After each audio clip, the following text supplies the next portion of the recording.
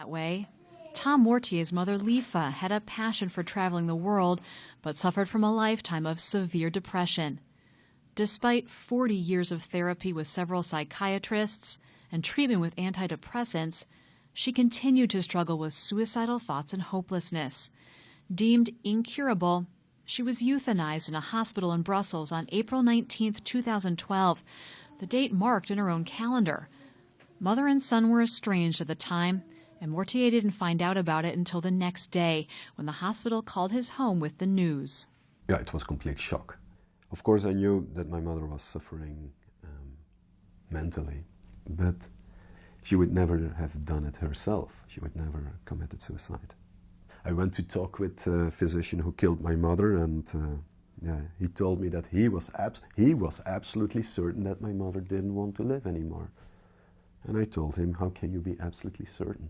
When you said, why wasn't I consulted, or why wasn't I involved, what was his response to that? He said that my mother didn't want the children to be contacted. And he had to fulfill the wish of the patient. But the psychic suffering has been too much, and I can't go on. Letters Mortier's mother left behind did little to help him make sense of how she died. But wasn't it his mother's choice and hers alone to make? Mortier says his mother's depression came partly from being estranged from her children, so her doctor should have reached out to him. And he's convinced his mother, severely depressed and on medication, was not in the right state of mind to make such a decision. The option that is being offered to her, rather than treatment, is death. Attorney Robert Clark with the Christian group Alliance Defending Freedom is now using Tom Mortier's case to challenge Belgium's euthanasia law in the European Court of Human Rights, arguing it violates the basic obligation of the state to protect the right to life. If the court takes the case, and if it rules in Mortier's favor, a big if, Belgium could be forced to rewrite its law.